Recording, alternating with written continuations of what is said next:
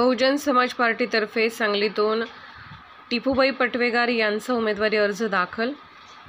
Bahujan Samaj party ही एक राष्ट्रीय party असून या पार्टीची उमेदवारी सांगली येथे बसपचे प्रदेशाध्यक्ष परमेश्वर गोणारे, झोन प्रभारी डॉक्टर हुलगेश चलवादी, सुदीप गायकवाड, काळूराम चौधरी, आप्पा लोकरे, डॉक्टर शंकरदादा माने यांनी जाहीर केलेले असून या उमेदवारीच्या अनुषंगाने बहुजन समाज पार्टीतर्फे सांगलीतून टिपूबाई पटवेगार यांना उमेदवारी अर्ज दाखल झाला आहे।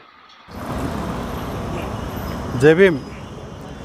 आज आम्ही बहुजन समाजवादी पार्टी लोकसभाच्या उमेदवारी अर्ज कलेक्टर ऑफिसला आज अर्ज भरलो।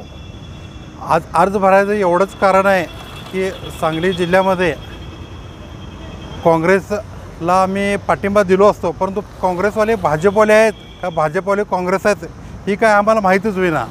कारण की सर्वसामान्याला ही शेतकऱ्याला त्रास होतो आहे। कितीतरी मोठे काँग्रेसमध्ये भ्रष्टाचार करतात, भाजपमध्ये वॉशिंग पावडर म्हणून घेतात आणि खरं कोण भ्रष्टाचार आहे हेच कळत नाही। सर्वसामान्याला जर न्याय पाहिजे असेल, काय पाहिजे असेल तर एक मी शेतकरीचा मुलगा आणि सर्वसामान्य गावातला हा पाऊल उचललो म्हणजे काय, हा पाटील इथनं पण पाटील आहे तिकडनं पण पाटील आहे, तू रडल्यासारखं कर मी भांडल्यासारखं करतो, ही सगळे यांची नाटकं आहेत। कारण की ह्यांना कुठलाही एक शेतकरीचा खासदार नको आहे आणि सर्वसामान्यातला राजकारणामध्ये यांना नकोच आहे।